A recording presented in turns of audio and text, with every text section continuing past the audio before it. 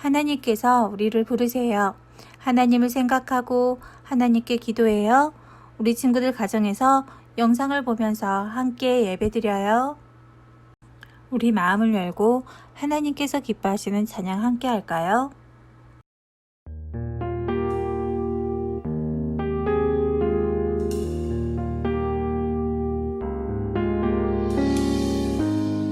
나의 마음은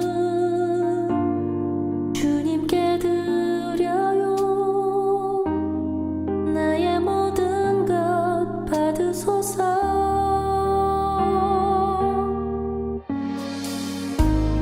주님은 나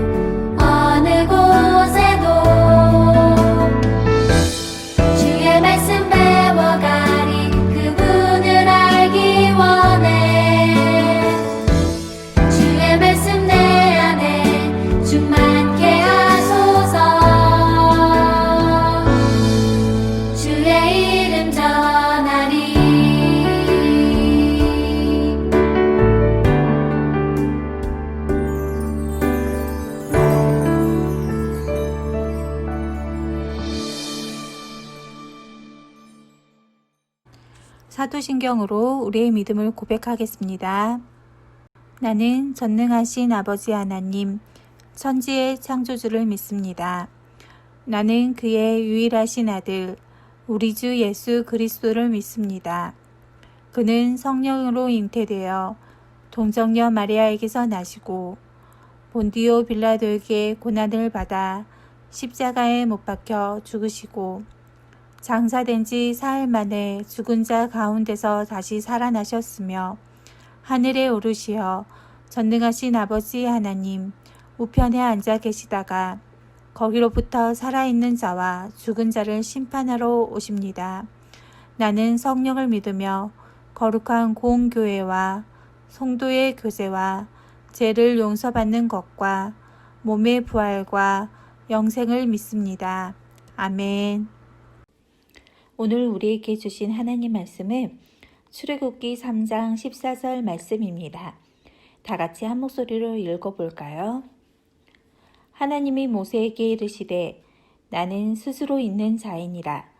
또 이르시되 너는 이스라엘 자손에게 이같이 이르기를 스스로 있는 자가 나를 너희에게 보내셨다 하라. 아멘. 오늘 말씀의 제목은 단 하나뿐인 이름입니다. 친구들은 나와 똑같은 이름을 가진 사람을 만난 적이 있나요? 통계를 보면 시대별로 인기 있는 이름들이 있어요. 1950년대 가장 많았던 이름은 영자, 남자 이름은 영수였어요.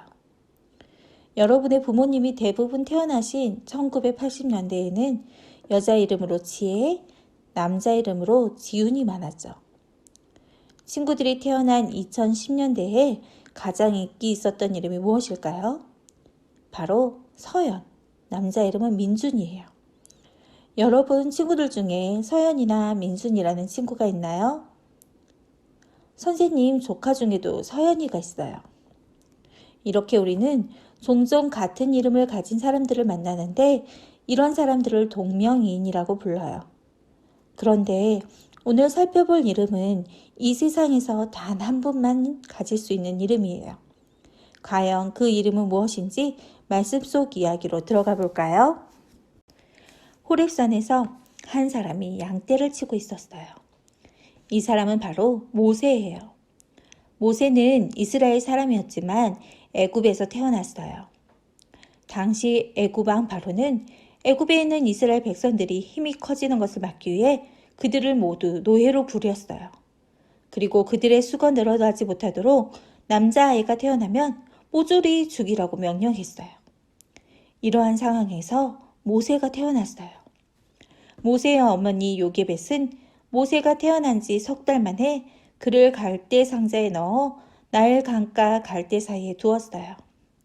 그때 애굽 왕 바로의 공주가 그 갈대 상자를 발견했고 모세를 자신의 아들로 삼았기 때문에 모세는 애굽 왕자로 자랐어요. 그러던 어느 날 40세가 된 모세는 이스라엘 백성을 몹시 괴롭히는 애굽 사람을 죽이고 말았어요. 이 일로 모세는 바로를 피해 미디안으로 도망쳤고 그곳에서 결혼해 양을 치며 살게 된 거예요.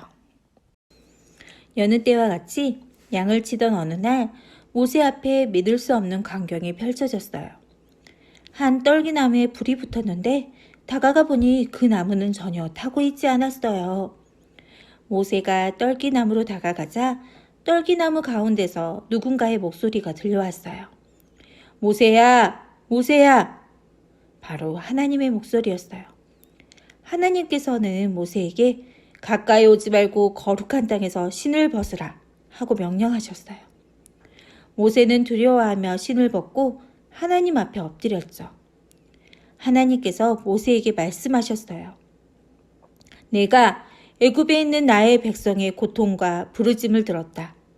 이제 그들을 애굽의 손에서 건져 젖과 꿀이 흐르는 땅으로 데려가겠다. 내가 너를 바로에게 보내 내 백성 이스라엘 자손을 애굽에서 인도할 것이다. 하나님의 말씀을 들은 모세는 두려워하며 거절했어요. 하나님, 제가 무엇이기에 이스라엘 백성을 애굽에서 인도해내겠습니까? 저는 할 수 없습니다. 그러나 하나님께서는 모세와 반드시 함께 하겠다고 말씀하시며 이스라엘 백성들을 애굽에서 이끌어 나오라고 명령하셨어요.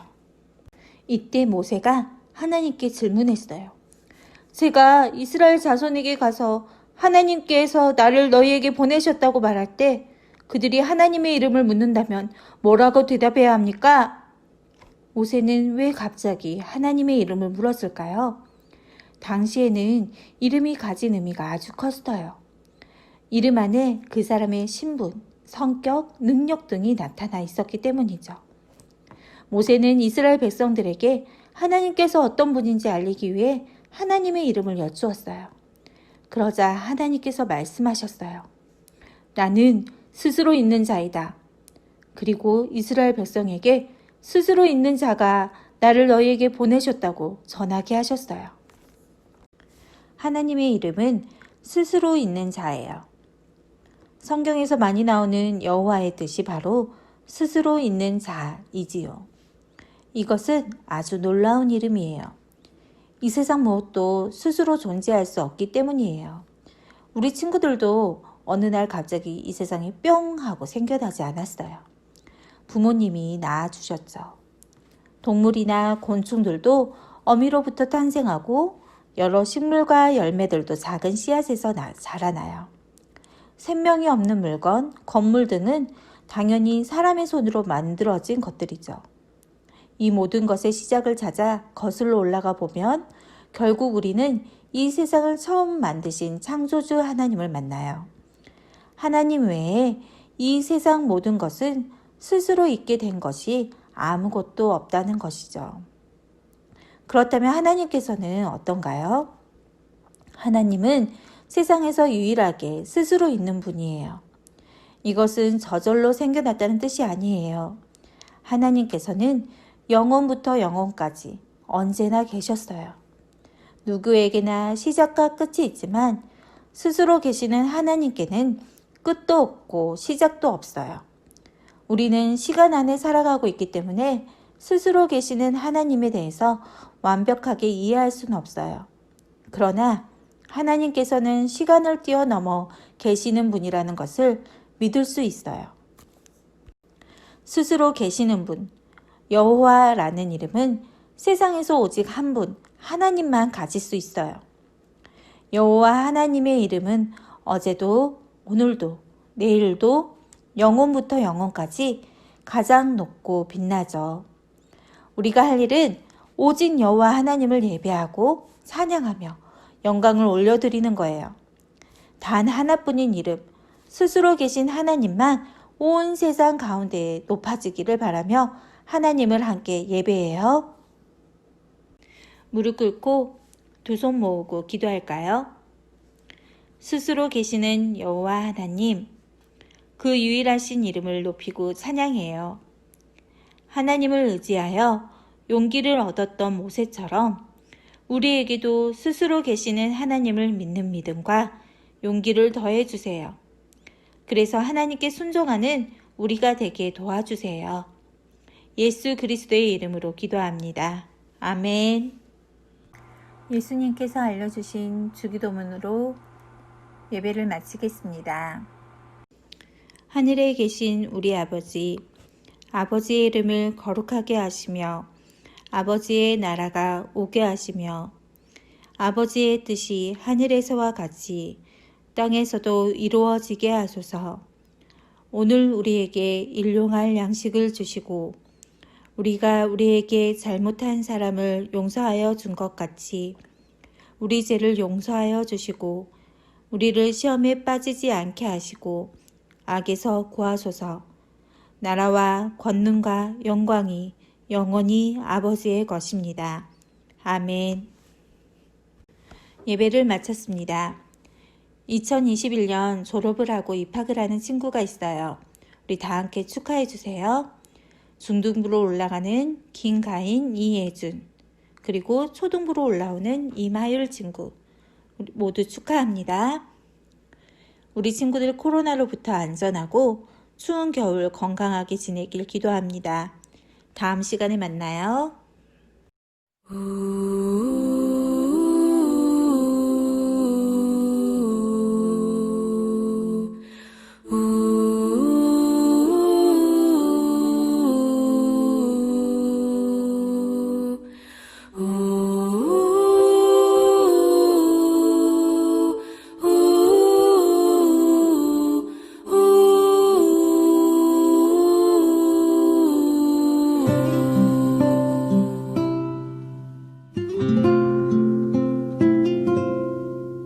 작은 갈대 상자 물이 새지 않도록 역청과 나무진을 칠하네.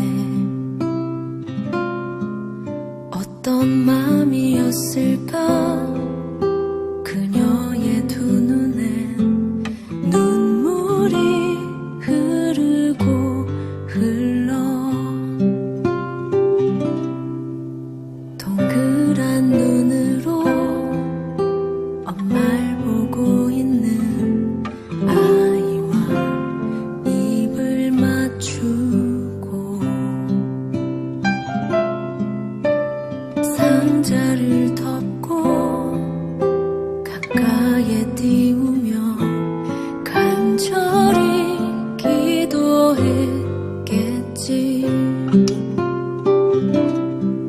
정처없이 강물에 흔들흔들 흘러내려가는 그 상자를 보며 눈을 감아도 보이는 아이와 눈을 맞추며 주저앉아 눈물을 흘렸겠지. 너의 삶의 창조이